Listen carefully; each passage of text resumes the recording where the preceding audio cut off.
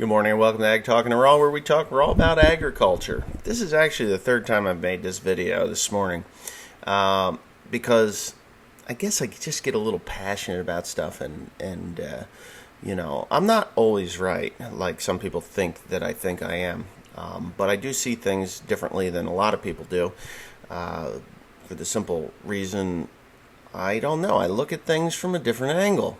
But anyways, from my angle on this whole thing, and I'll explain here in a second. This whole agriculture thing is we're producing too much grain. We're producing too much pork, chicken, beef. We're producing too much. The reason I say we're producing too much is because the big guys, well, here, let's put it this way. Why do the big guys keep getting bigger and the little guys get pushed out? So I guess I can explain this a little bit if you don't understand how this works. The big guy, he's got like 20,000 acres of corn, and he's got all the newest equipment, and he's only leasing it, and it's cheaper to lease a tractor. How is that possible? It is cheaper to lease a tractor than it is to buy a tractor. Well, or combines, we got $700,000 combines with the heads and stuff if you're lucky, and you got all this money invested, and he's only leasing it. That's like a rental payment, which it is. You've always got fresh equipment. You don't own it. It's somebody else's, and that's just the long and short of it. It makes business sense because you can just expense it at the end of the year 100%, whereas if you buy that piece of equipment, you can't expense it. You expense 100% of your cost of renting those pieces of equipment versus only 6 months if you purchase it. That's the reason they're doing that. So, big guys getting bigger. Well, the reason a big guy is getting bigger is because the profit margins keep getting thinner and thinner and thinner. Now, just look at this. It's a folded piece of paper. This should be the profit margin for everybody. It should be, from my chin to the top of my head, and this is the profit margin, this piece of paper. But if you pull that thing out, and then it gets really thin. This is why the big guy can make more money. Yeah, the expense side of it, on the input side to my nose, and then the equipment side to the top of my head. And in the middle here, that is, where your profit should lie, would lie. So if I'm doing 20,000 acres and I'm only making 2 pennies a bushel on my corn and my soybeans, 2 cents a bushel on my corn and my beans, I need huge expenses because I'm doing 20,000 acres. But if you got a guy that's doing, say, 2,000 acres, and he's got the same profit margin, at the end of the day, he's going to be sweating bullets, like, oh shit, I'm going to either have to do more to sustain my life and my farm, pay my taxes, my income taxes. I need a new pickup truck. My old one's rotting apart because of all the salt. You just got big guys. Profits are much higher because of the volume, and I'm no different. I produce a volume of hay like nobody else in the state of New Jersey does. I am the largest. I grow more hay than anyone, unfortunately. Puts a big target on my back, but it also, in the end, I do have a little more money than the guy that's doing 500 acres of hay. Even if he does good hay, I think I got more money than the guys that are doing good hay.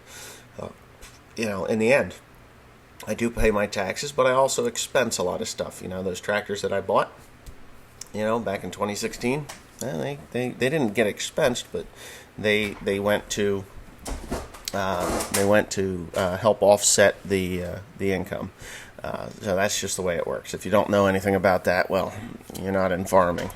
So anyways, there's a couple of guys on here that are talking about crop insurance one guy, use crop insurance to manage my risk. Now this Jared Mormon is the guy that says this. Use crop insurance to manage your risk. Crop insurance is not perfect. It was better 20 years ago or 30 years ago than it is today. 30 years ago. 20 years ago it was better than it is today. They go on averages. If you got a 5-year average, every new year, the oldest year gets kicked out. So it's constantly refreshing your average every year. The average changes. So if you have 5 years and you have, out of those 5 years, you have 2 drought years, you have 2 average years or mediocre years, and 1 really good year. I mean, really good year. Your yield is twice what your average was, and it does. It boosts your average.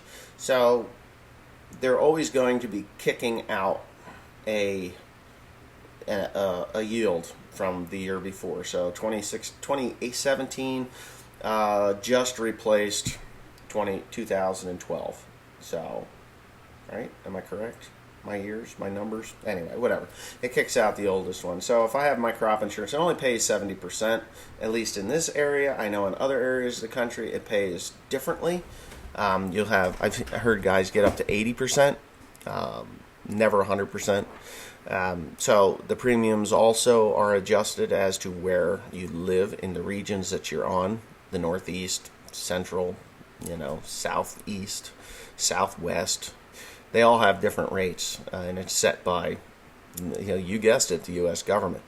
So if you don't understand what I'm talking about, it's if your average yield is 30 bushels to the acre, which sounds pretty low, but go check it out. Your state average is you can check it out on your local USDA site, or for regional USDA sites. Say if you're in Iowa, it might be 35 bushels the acre. I don't know. I know here in New Jersey, it's only like 19 or 20 bushels the acre. It's nothing. Now, you go broke growing beans like that. Trust me. The last year I grew soybeans, by the time I paid for I fed the state's herd of deer, I had about like 18 bushels the acre, and crop insurance didn't pay me anything. It was ridiculous. Ridiculous.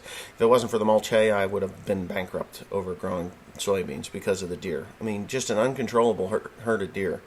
They're down from what they were, though. I can honestly say that. I don't see the hundreds of deer like I used to. Partly because I stopped feeding the damn things. So anyways, with the crop insurance, if your yield averages 30 bushels, you don't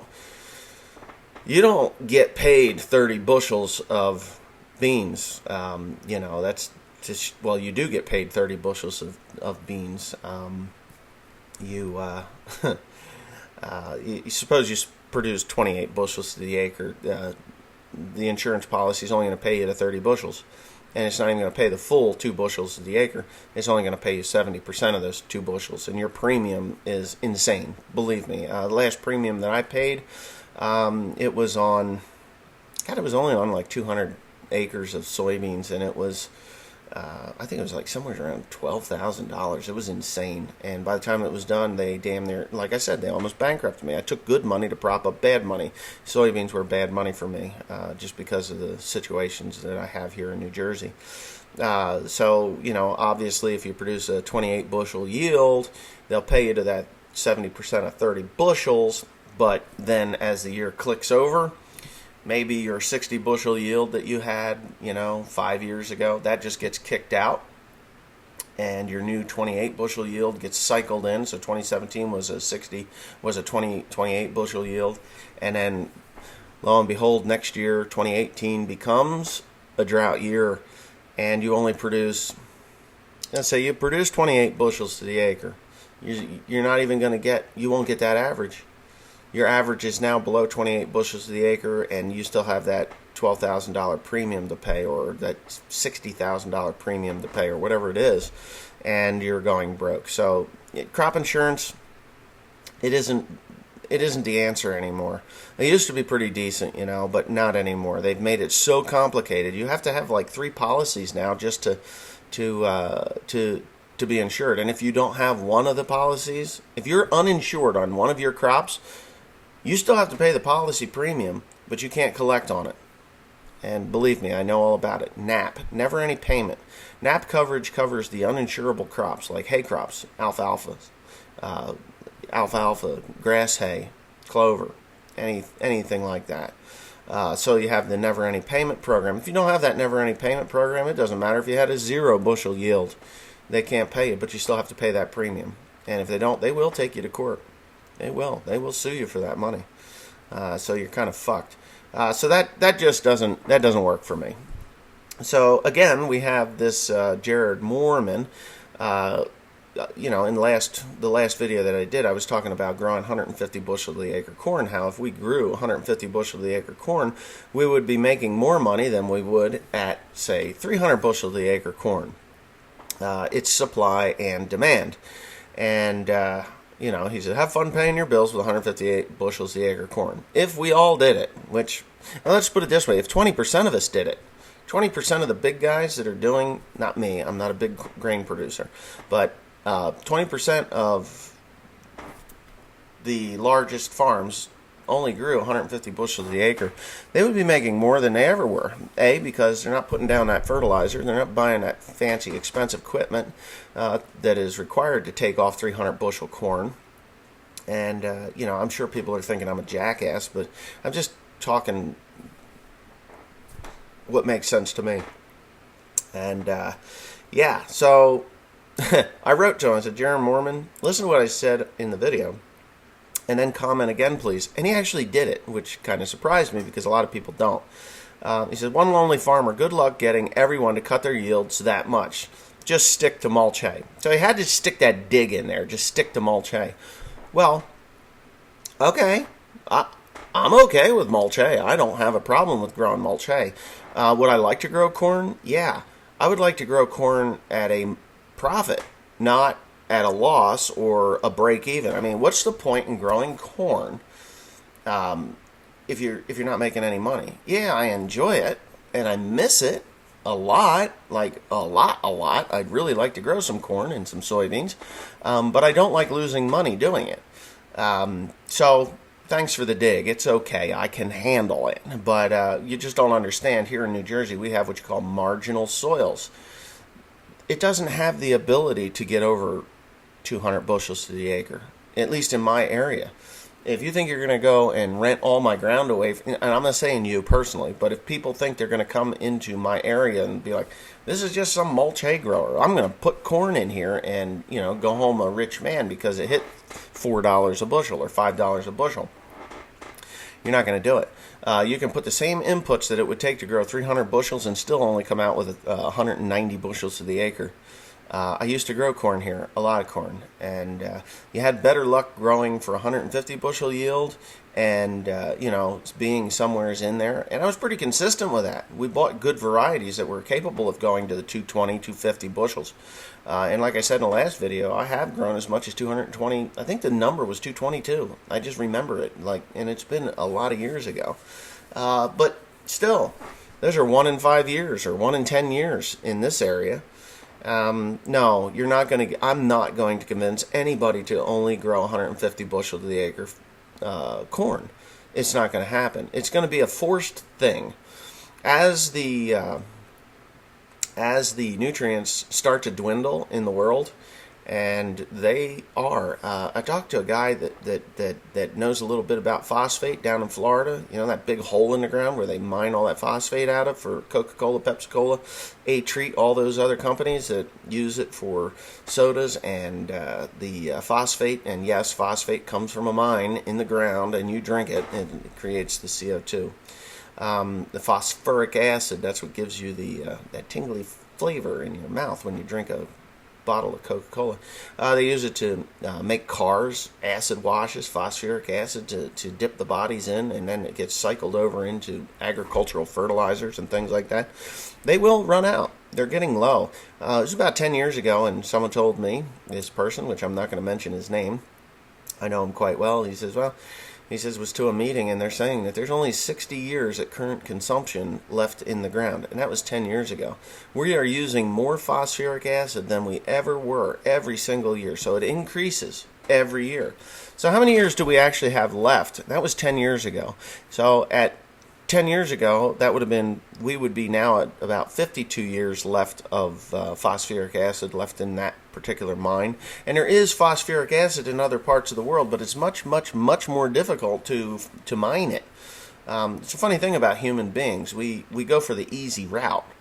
We could walk to the corner store, but why would we? We can drive, even though it's only a half a mile.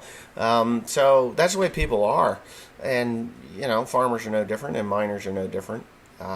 It's like if you watch Gold Rush, and I like Gold Rush. Right now, they're remining mined out ground. That's what they're doing.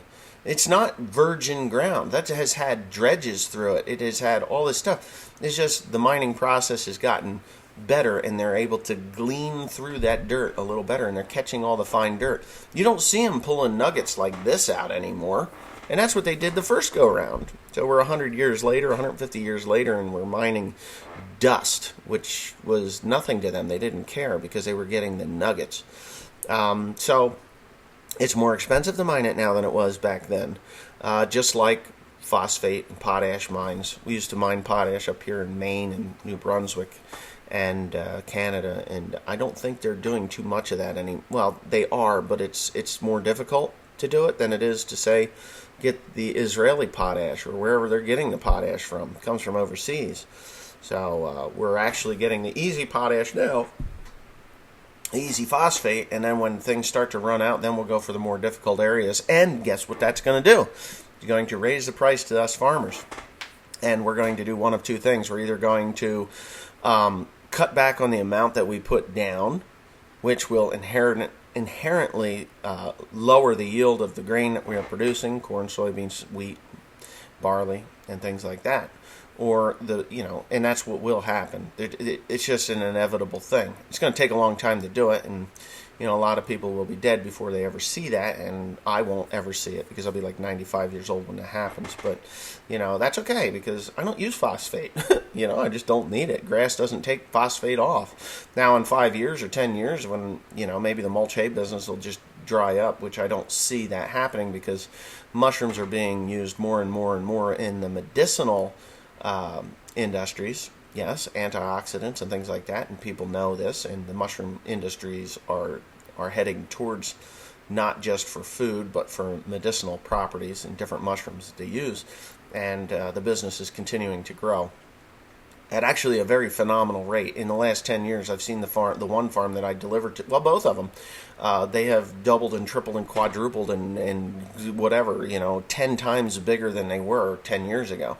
Every year they just add on and build on and make more, so that works really well.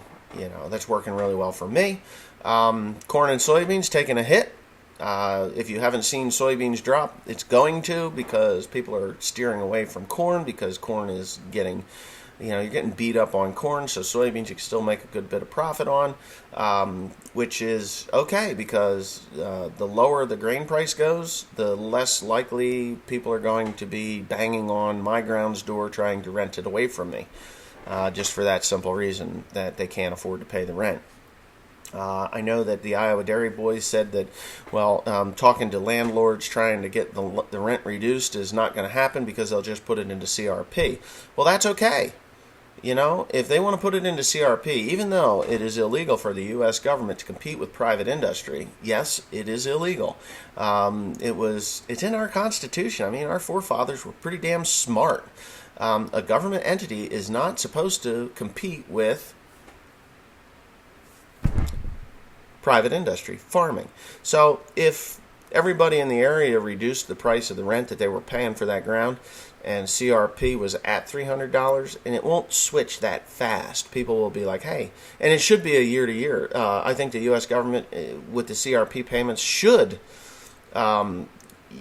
be just, they should be bidding just like, they should be taking not bidding, but they should be taking the averages of what is being paid and then be under it by $10 an acre, just because it's the way it should be. That's the way it was set up. This guy Gone Riding, he said the FSA is paying $300 plus an acre a year to idle your farmland here in the Midwest. Given that, it hardly pays to farm your own land, and there is no chance of renting any for a reasonable price. Right, and this is my point exactly with CRP. Okay, so CRP, Conservation Reserve Program, started out as AC and CU acres back in the 1980s after the farm crash. After that crash, in the 1981, my grandfather died in 81, and then there were just hard years from then on out. It was really hard until the early 90s. Corn was in the under $2 a bushel range. People just stopped growing it. CRP was king. We put ground into CRP, or AC and CU acres, and then later into the CRP program, but it was only paying $10 an acre. It was cheaper for us to go out with a brush hog and brush hog it and receive $10 an acre, for that ground. Of course, diesel fuel was 60 cents a gallon, and I was just a stupid kid that would get on the 6-foot, 7-foot brush hog and go brush hog 500 acres, or 1,000 acres, or whatever the hell it was. The whole CRP thing was to reduce the amount of grain that was on the market to actually protect farmers. And I understand that it pisses farmers off that this ground goes into CRP, but in the end, and I am no proponent for the U.S. government getting into our pockets, but sometimes farmers are, well, I don't say farmers. Because I don't call corporate farms farmers. There's corporations that own farms, and then people that went bankrupt or quit farming, they go to work for them. And, it's kind of sad, but those corporate farms need to be put into check, for one thing. And CRP actually puts everybody into check, whether we like it or not. In the mulch hay business, I need more ground. There's not enough hay being produced to supply these mushroom barns. The price is there. It's a stable price. It could go a little higher. I would like it to be a little higher, and I believe it will be.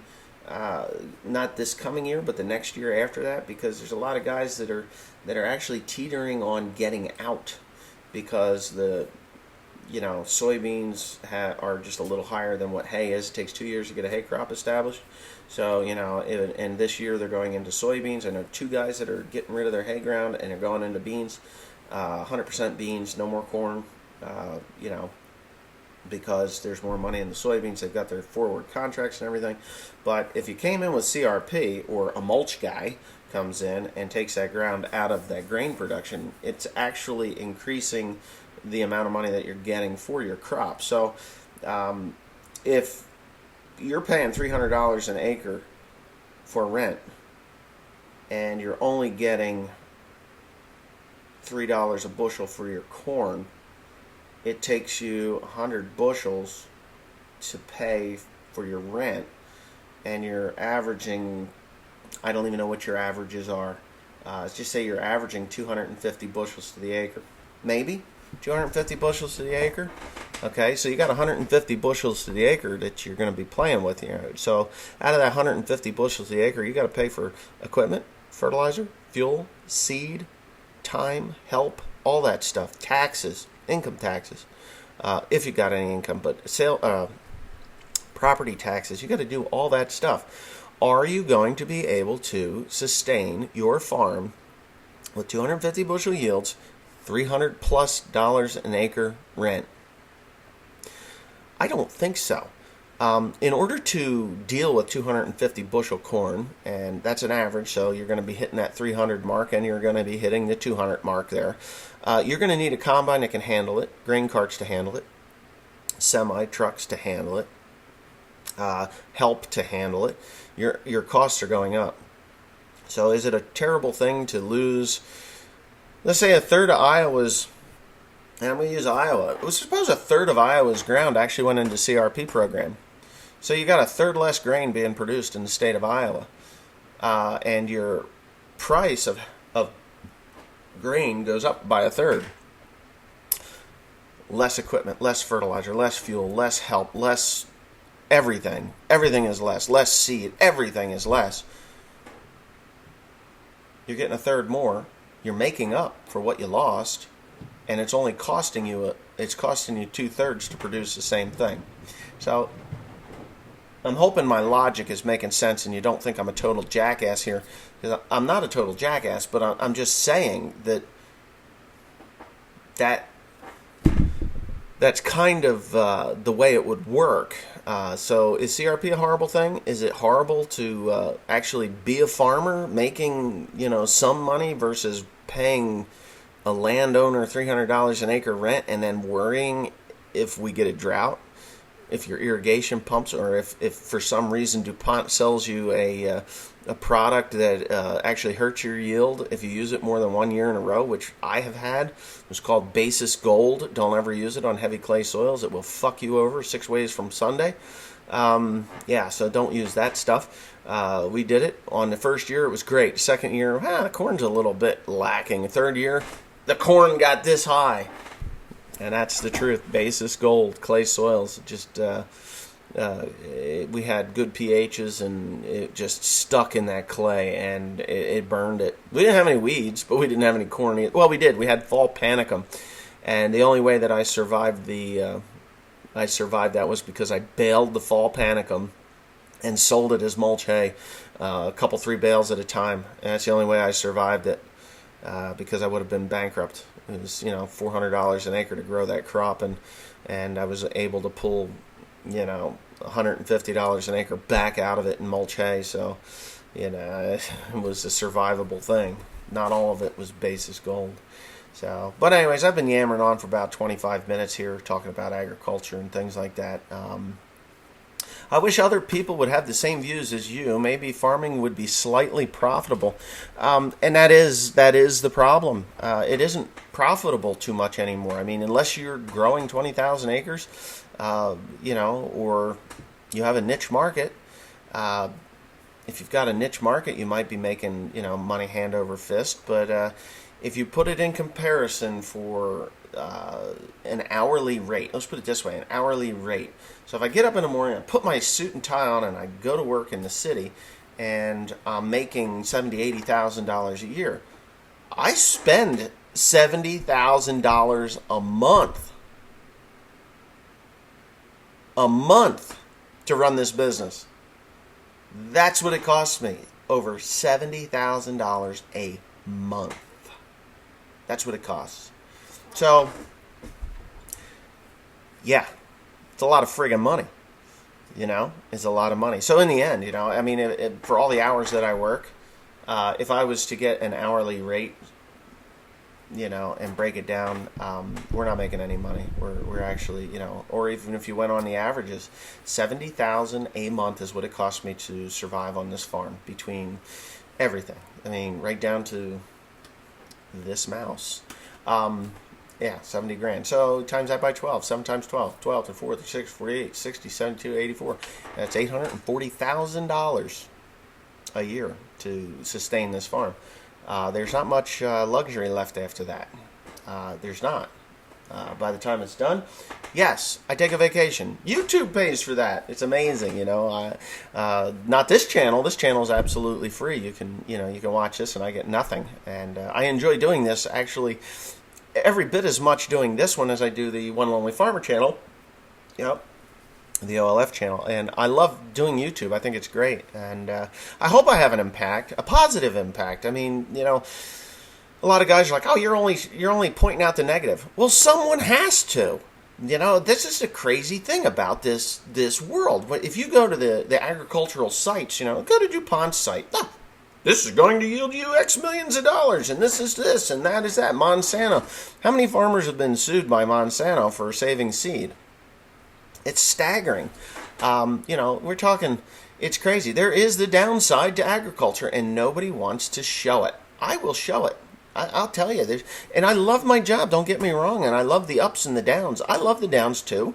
It puts you in check mentally. Like, if you had perfect weather every single year, and you had a great profit every single year, and you're like, I'm invincible. I can do whatever I want. I can go buy new tractors. I know I'll be able to pay for it because I never lose any ground. The weather's always perfect. The fertilizer always works perfectly. I never have a runoff. I never have any problems.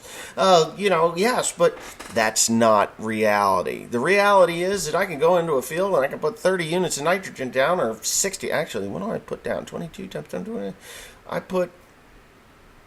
Wow, 60 units of nitrogen down, 65 units of nitrogen down, and, just straight nitrogen. And I've had deluges of rain, and then don't get back until 2 weeks later, and the waterways are green as green can get, but the rest of the field is yellow and dying because it ran out of nitrogen.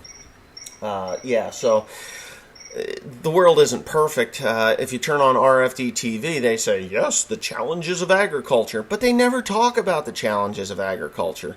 They talk about higher yields and what you can do to produce more, produce more, produce more. When you produce more and more and more, and the demand doesn't match the production, you get paid, you guessed it, less and less and less. I'm not telling everybody to go out and produce less. But if you've got this in your head that you want to produce a 300 bushel corn yield or an average 300 bushel corn yield, you're hurting yourself. It's costing you more than what it would cost to produce a 250 bushel yield. 250 bushel yields today are quite common. It's not hard to produce 250 bushels to the acre. It just isn't. To produce that 300, you're going to add a third of the cost more just to get that extra 50 bushels, just to pay the rent, just to keep the big guy off your back, or even the government off your back with their CRP programs. But with that being said, I'm done. This is the third time I made this video, and I hope you enjoyed it. If not, I'm sorry. If you think I'm a jackass, no, I'm not. I could be, I guess. Maybe I am. I don't know. Like I said in the beginning, I kind of look at the world differently than most people. Less is more. If you've ever heard that, less is more in some situations, this is one of them. But you're never, ever going to convince farmers to produce less. It's not in us. It's inherent. We want to feed people. That is our job. We do it because we love it. We don't do it because we love money. We would like to be paid more, but we're not, and next year's going to be better, right? I've heard it a million times. Next year will be a better year. So, good luck to y'all. See you next time. What is today, Wednesday? I'll see you on Sunday, unless I feel like doing another one.